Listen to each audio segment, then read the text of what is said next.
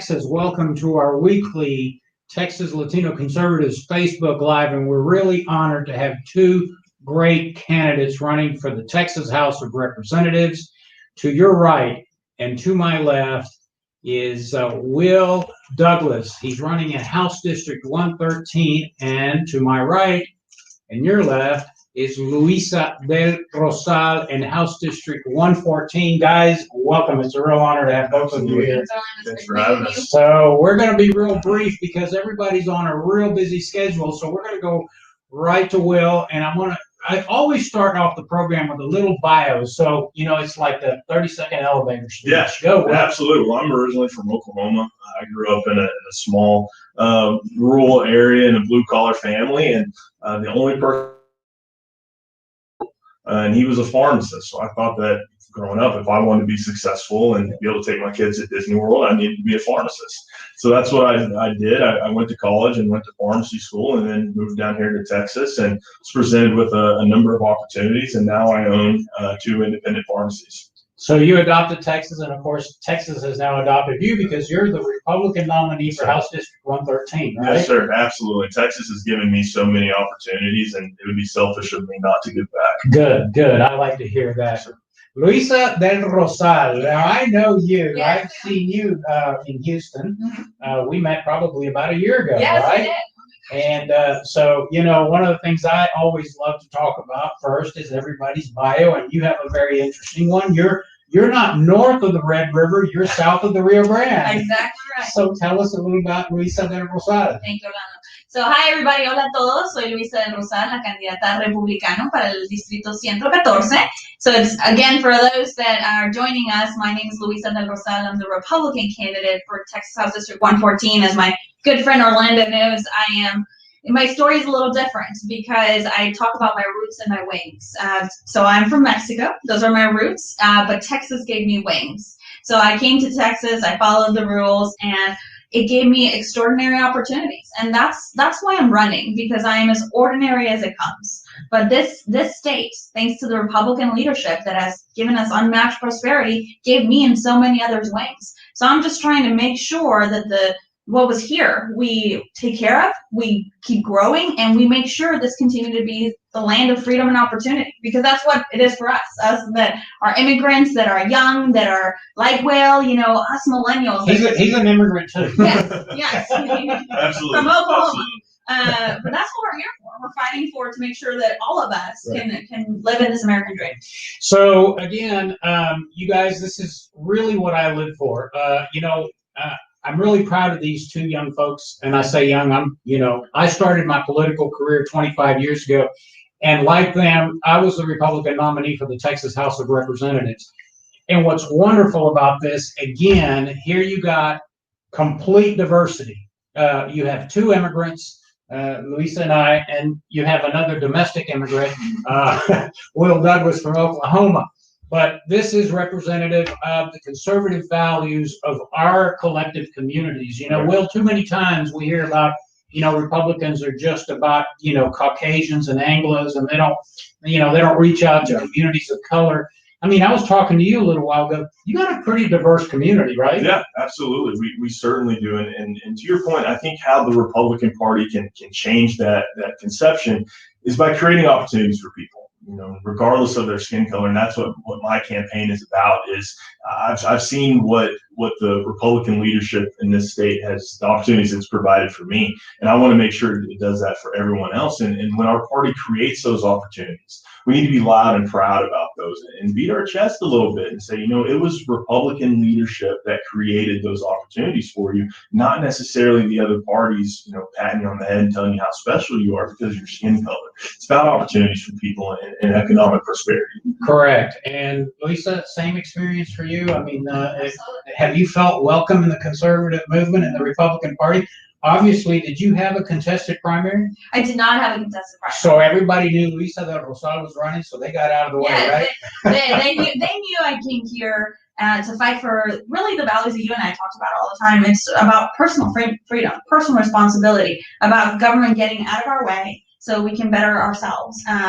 It just limited governments there to help people, but mostly to let people help themselves. And that's what I found here. Again, having, no family, no nothing, but it didn't matter because it was about who I was, what I was willing to do, how hard I was willing to work. And I think that's an experience that all of us talk about, that it's really about empowering the individual and understanding also the power that comes from faith and family. And I think that's something that really resonates, especially with minority communities. We are not the future of the Republican Party. We are its present. Correct. We just need to get out there and start talking about it. So like when I met Will and you, of course, I was like, yes, these are the people that should be representing all of us because we exist and we are there and we just need to make our voice a little louder.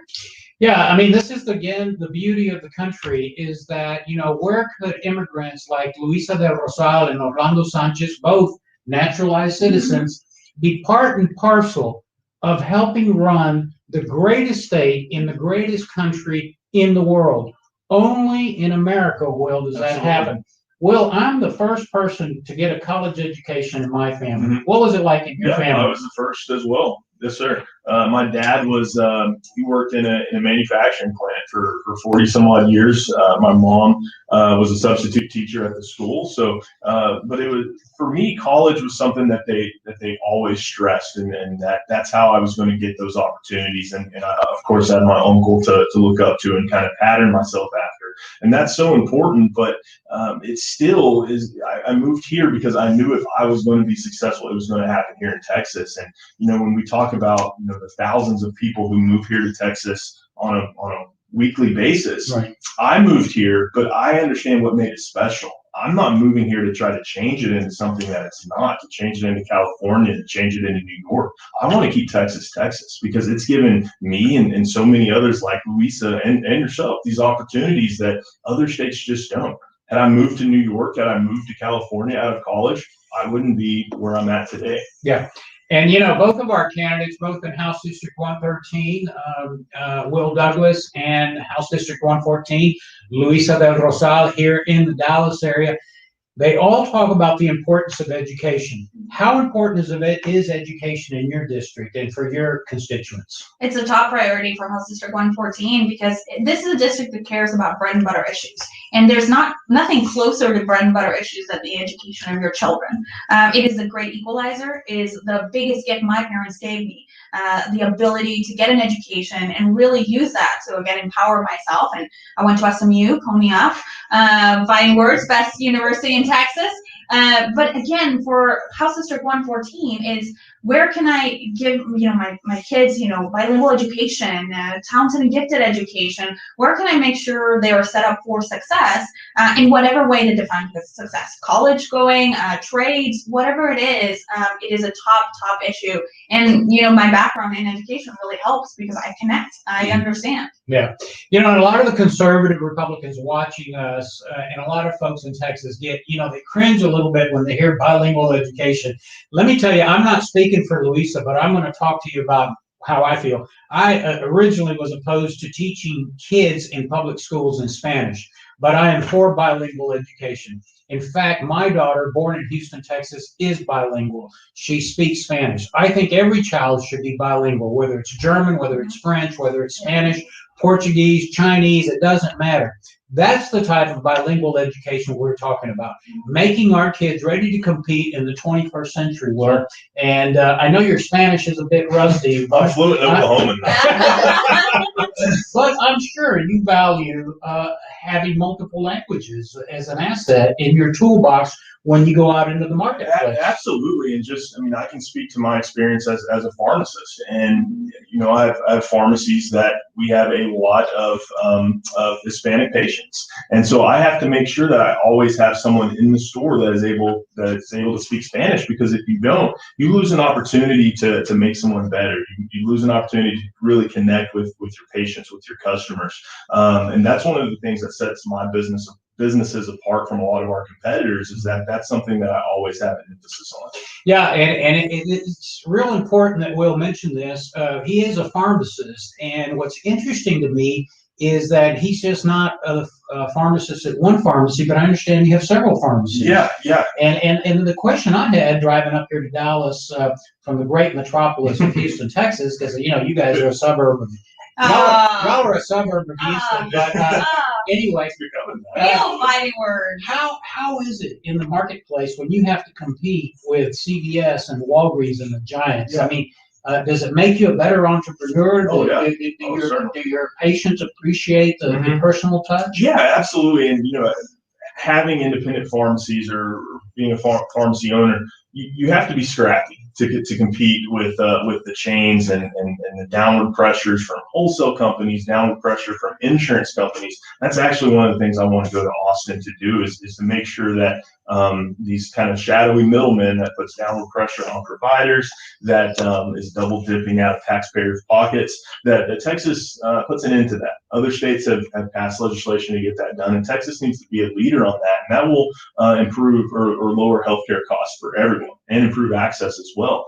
But yeah, you compete with the chains by providing better service. At the end of the day, they are not going to be able to provide that personal touch that a local mom and pop shop is. Yeah, and Will brings the requisite experience and practical experience to the table in the Texas legislature, because as we all know, whether it's COVID-19 or whether it's inability to access healthcare in rural areas in Texas, we got real problems in the healthcare industry. And it's great to have somebody that's actually a practitioner in the healthcare industry. So we're looking forward to having him. Luisa, you're kind of an entrepreneur as well. You're now at SMU. Yes. You're the executive director of two nonprofit research centers. Tell us a little bit about that. Absolutely. And just I want to circle back, because to me, this is why Will's story is so powerful, is that not only is he a Republican, a minority Republican, a small business owner, but he's talking about issues that are really important for folks, which is healthcare. And as Republicans, we should own that subject. We really are the ones that are about cost competition, bringing down costs. So to me, I'm like, yes, these are the important voices. And in my district, I talk about healthcare from the preventative side. So much of our healthcare woes could have been if we look at preventive care. So I'm just excited about his voice. I just want to elevate it because it's such an important topic to have Republicans speaking. And to me, my professional experience is kind of unique because I run two research centers that focus on public policy, international affairs. Before that, I was a college recruiter, so that's why I have so much of understanding, what happens in our campuses and our public school districts. And I started one of the centers, and it's, again, this is the entrepreneurial nature of Texas. I said, there is no more important trade relationship for Texas than Mexico, strongest trade relationship. And I pitched an idea to, a donor who said, yeah, let's start a research center that looks at all these key issues in the Texas-Mexico relationship and how do we make it better? How do we make it stronger? How do we talk about issues of trade and security cooperation and education? And so that's what I do. So I started, that's my center that I founded. And then the other one is named after a trailblazer who you know well, and Senator John Tower, yes, the first Republican elected after Reconstruction. So it's kind of a real honor for me to run a center in his name. And his daughter now is my treasurer, which is just full circle. And you know this, but Senator Tower was one of the first Republicans to do Hispanic outreach. So he had Spanish flyers and Spanish news ads. So it really is kind of touching to me. I repeat that story all the time, how Texas Republicans need to get back to their roots and follow the example that was set by Senator John Tower, who, as Luisa says, became the first Republican elected to the U.S. Senate since Reconstruction. And he did it with the help of the Latino community, particularly down in South Texas, where I'm a taxpayer, by the way. No, that's exactly right. And we need to remind the Latino community, which is simply what we do. We just tell them to vote their values. Absolutely. Once we tell them to vote their values, we know how they're going to vote in the ballot box. So that's very important. Back to healthcare, because it's so critical nowadays. We have friends. Houston has a very large medical center. And a lot of my physician friends will say, we don't treat patients. We treat diseases at the end stage. That's the most expensive, medical treatment, right? I mean, as you all know, because in the Hispanic community and the African American community, diabetes is running rampant. That is what they call a comorbidity, right? Underlying condition for COVID-19, which is causing the higher mortality rates. If we had better access to healthcare and more intervention and better education, we would reduce the incidences of childhood diabetes, making people live longer, healthier, and reducing costs. Am I right or wrong? Absolutely, you're certainly right. And I can speak to my experience. My pharmacies are in the rural areas, and I've had other pharmacies in the vicinity of mine that have closed their doors because of those downward pressures that I talked about. And when you talk about rural communities and people having to drive for 30 minutes, 45 minutes just to get to the nearest healthcare provider, if these providers keep closing their doors, we're going to lower access to healthcare for people. And then they're not going to go to the doctor just to get a checkup for blood pressure. They're going to wait until they have a heart attack, and then they're in the hospital, and that drives up healthcare costs. Yeah. So all of these things, all these variables are really connected, and we got to make sure that we're making sure that providers are taken care of. Yeah, you guys are again, I got to say how proud I am of you guys, because you're the next generation of conservative leaders in Texas. And one of the things that I reminded conservatives in the state of Texas is, let's put our conservative principles to practice, especially in urban areas. In the Dallas area, Houston, we hear so much about how Republicans are losing urban areas, and I say to myself, well, why is that? Because we have great solutions to all problems. I mean, the whole Affordable Health Care Act was because Republicans, didn't act. Well, we need to act. And so I'm excited that I hope that you'll remind your colleagues when you go to the Texas House, let's put our conservative principles to practice in urban cities. Absolutely, again, we're the party of opportunity, and we're the party that really wants to find solutions, right? We don't want to depend on government, but that means we need to be uncomfortable. That's what I tell people about, why sometimes we're losing urban areas. I'll go to anybody's house to knock on their door and have a conversation. Even if they will not vote for me, I want them to remember they had a really positive interaction with a Republican candidate. And you bring something up, Luisa. I don't know if you know, Will, but I served in the Houston City Council. I was the first immigrant ever elected citywide in the city of Houston. And one of my colleagues was a Democrat that sat to my left on the city council table, and he was a district council member representing a very heavily Hispanic, mostly Mexican American district in Houston. And one day we're chatting, and I said, John, his name was John Castillo. I said, John, have you ever seen a Republican campaigning in your district? He says, one time. I said, well, who was that? He goes, John Tower. He came in his limousine. We admired his blue suit, and he walked into a panaderia. Of course, yeah. And, and I said, well, have you seen a Republican since? He goes, no.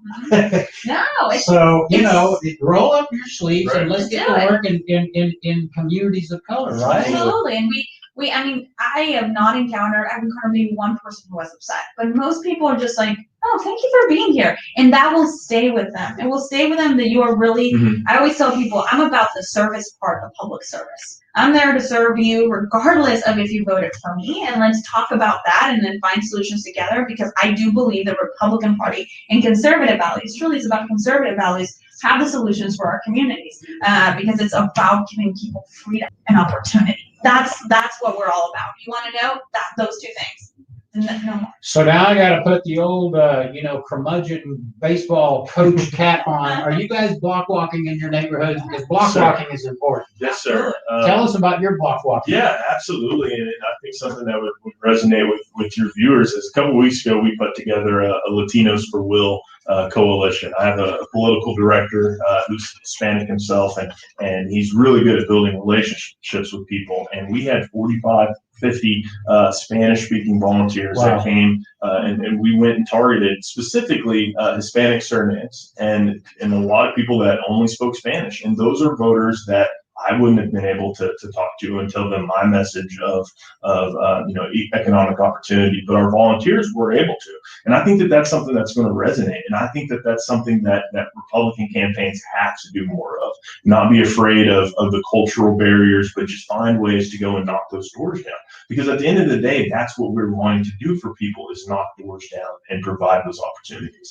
Yeah, I'm trying to figure out which one of these two is going to be the next governor of Texas. How are you doing? You block walking We're doing along? really well. Yes, I mean the social media game from Will. He is always knocking on doors. Like, we're content creators he's on our I campaign. mean, and I love it because again, it makes him so approachable. We're knocking on doors. Yes, yeah. Last night, we talked about this fun story. Just this family's like, we're in the middle of giving our baby a bath, and I said, wonderful. She's like, do you want to? And I'm like, okay. But it was also, again, people are so excited. We social distance. We're wearing a mask. We're making sure we take precautions because the pandemic is real. But folks really appreciate when the candidate is at their door. It just makes the whole world of the difference. I met a fellow immigrant yesterday, and we had a whole long conversation in Spanish, about where we came together. I tell them, we agree on 80% of things. I refuse to focus on the 20% that divides us because that's what we are. America. We are the United States. I wanna get back to we are together one out of many one. Excellent. Well, look, we're going to cut the program short today for a couple of reasons. One, we had to drive up here from Houston, and we're happy to be in the Metroplex. Two, they're very busy, and they've got a lot of work to do with the election just a few weeks down the road. But the important thing is these are quality candidates. I mean, we hear a lot of people complaining, well, the conservatives don't have anybody that looks like us. Well, look, you got 2 immigrants, you got a 3rd immigrant from Oklahoma. I mean, we're all working really hard, professionals, hardworking conservatives that are going to put their principles to work in the community. The good news is because of the generosity of thousands of Texans across the state of Texas that have contributed to Texas Latino conservatives, we've got your back. So we're going to be spending a few resources in your districts. We want to make sure that you guys win your election.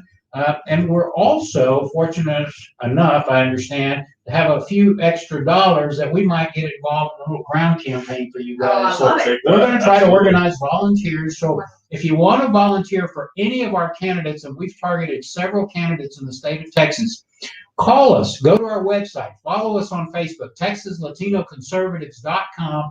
Help quality candidates. We have dozens of them. They're going to be on our Facebook Live every Wednesday. So, Luisa, 1 minute, and don't take any more because you're going to cut into his lunch hour. Yeah.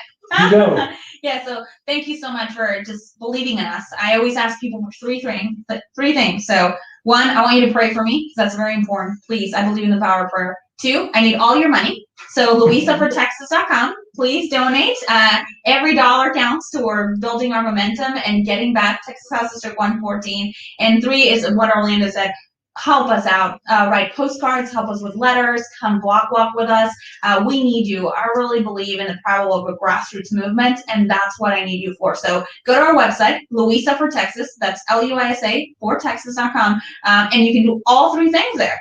So pray for me. Send me a little note with your prayers. 2, give me all your money. 3, sign up to volunteer. And Will, don't cut into her lunch hour. I certainly won't, and I'll just piggyback off Luisa there. I think she hit all 3 points that I was going to make, but you can also go to WillDouglasForTexas.com. You can donate if you'd like. You can sign up to volunteer, and that's really what we need right now is volunteers. We've got 2 block walking Saturdays left before early voting starts, and so we're going to have an event this Saturday, and then we're going to have a really big event next Saturday with a number of different groups that we're really excited about. You can come be a part of it. WillDouglasForTexas.com. Give us a follow on social media. They're all Will Douglas TX. And we're going to try to have all the activities of all our targeted candidates on our Texas Latino Conservatives website. So go to our website or follow us on Facebook. But folks, this is the future of the state of Texas. These are 2 dynamic, hardworking individuals, and you couldn't have better people representing you in the Texas House of Representatives. We're going to head back to home base, which is Houston, Texas. We're going to let them go raise money and knock doors and do everything they need to win. And we'll see you guys next week. God bless and thank you all. Thank you both. Absolutely. Thanks for having me.